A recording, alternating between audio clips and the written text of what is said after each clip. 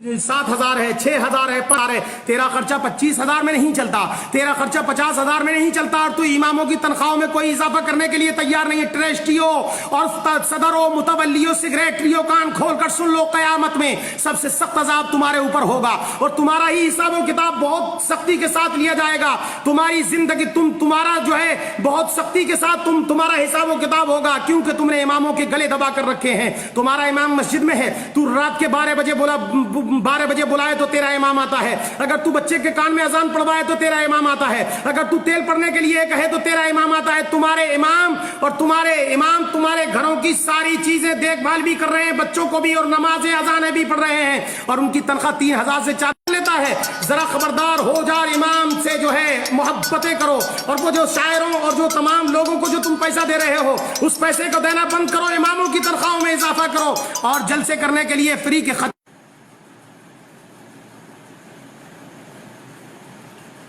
खतीबों को पैसा देने से बेहतर यह है कि अपने इमामों की तनख्वाहों में इजाफा कर दो, ताकि क़यामत में तुमसे हिसाब किताब। ये वारिसे नबी हैं, वारिसे नबी, इन्होंने नबी के मुसल्ले को संभाल रखा है। ये मुसल्ले जो है नबी के मुसल्ले पर बैठे हुए हैं, इन्होंने मस्जिदों को संभाल रखा है, दीन के काम को कर रखा है। अगर ये हाफिज कुरान और ये तुम्हारी मस्जिदों के इमाम ना होते तो तेरी मस्जिद में अजान कौन पढ़ता, तेरी मस्जिद में लाइटें कौन जलाता, तेरी मस्जिद में जो है रोशनी कौन करता, ये सारे कामों काज कौन करता? मुझे जरा बता, तेरा जनाजा कौन पढ़ाता, तेरे बच्चे को बिस्मिल्लाह खानी कौन कराता, और ये तेरी फातिहा खानी कौन करता, तेरे लिए कुरान कौन पढ़ता? जरा बता, अंदाजा लगा और सोच। इमामों का गला घोटने से बेहतर यह है साइकिल इमाम खरीद ले तो तुम कफे अफसोस हाथ मलते हो, और जो पूरी दुनिया के लोगों, तुम एयर कंडीशन में रहते हो तो इमाम बेचारा कुछ नहीं कहता, तुम जो है तमाम बड़े बड़े कमरे और कोठियां और बंगले खरीदते हो, तुमसे इमाम कुछ नहीं कहता, और मगर तुम जब कोई इमाम छोटी सी झुग्गी और झोंपड़ी खरीद लेता है तो फजीता करना शुरू कर देते हो। जगह जगह चुगली के अड्डे खोल रखे हैं तुमने, इमामों की बुराइयां करने पे लगे हुए। 1,000 नेकियां करता है इमाम, 1,000 अच्छे काम करे, अगर कोई गलती हो जाए उससे तो तुम पकड़ लेते हो। सुनो जालिमो, डाका उन दुकानों में पड़ता है जिनमें माल होता है, जिनमें हीरे और जवाहरात होते हैं, जिनके अंदर दौलत होती है, उन दुकानों में चोरी होती है। जिन मकानों में कुछ नहीं होता, जिन दुकानों में कुछ नहीं होता, उनमें चोरी नहीं होती। इससे पता यह चलता है कि इमाम बैका इसलिए था कि उसके पास ईमान की दौलत थी, शैतान उसका इसलिए पीछा कर रहा था। तेरा पीछा क्या करता? तू तो खुद ही शैतान है, तेरा पीछा क्या करेगा शैतान? तो इमाम का पीछा इसलिए किया कि उसके पास दौलत ईमान था, वो कौम का पेशवा था। जालिमों, इन इमामों के साथ बदतमीजियां करना बंद कर दो। जब तक कोई कौम बुलंदी तक नहीं पहुंचती, जब तक कि अपने पेशवाओं की इज्जत नहीं करती।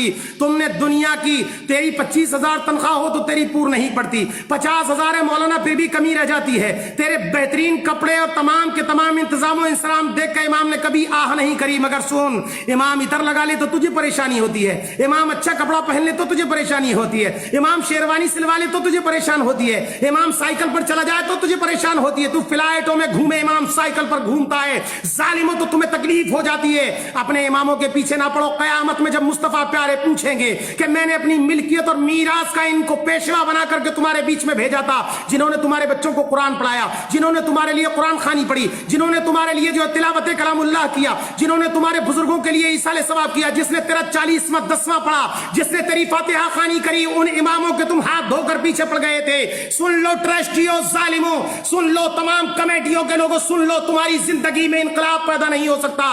तुम अपने घरों के खर्चे मस्जिदों और मदरसों के चंदों से चलाते हो, और उसके बावजूद इमाम अगर तुम्हारी पोल पट्टी खोल दे तो इमामों के हाथ धोकर पीछे पड़ जाते हो, तरह तरह के इल्जामात लगाते हो, ऐब लगाते हो इमामों पर, और लगाने के बाद उन्हें मस्जिदों से निकाल देते हो। कोई कहता है 5 साल हो गए इमाम साहब को, जल्दी निकालो, और कोई पूछे जनाब इन्होंने गलती क्या की, बोले नहीं, इमाम को ज्यादा दिन नहीं रहने देना चाहिए, इनके ताल्लुकात बहुत अच्छे बन गए हैं। पता ये चला कि इमाम ज्यादा दिन रहेगा तो तेरी सारी खबर रखेगा। तू कितना पैसा मदरसे मस्जिद का खाता है उसकी उसको खबर होगी, तू मस्जिद के कितने माल को दबाता है उसको खबर होगी, तेरी पोल खोल देगा वो इमाम। इसलिए तू उन इमामों की मुखालिफत में लग गया। जल्दी करो, इसको ऐसा ना हो कि हमारे राज खुल जाए, हमारी पोल पट्टी खुल जाए, ہماری زندگی جو ہے غرق ہو جائے اور لوگوں میں ہماری جوتیوں دال بٹنے لگ جائے، اس لیے اماموں کے پیچھے پڑتے ہو ظالموں۔ اماموں کی تنخواہ بڑھاؤ، بڑے بڑے خطیب آتے ہیں، شعراء آتے ہیں، بڑے بڑے 25-25 ہزار لے کر جاتے ہیں اور تم ایک ایک رات میں دے دیتے ہو۔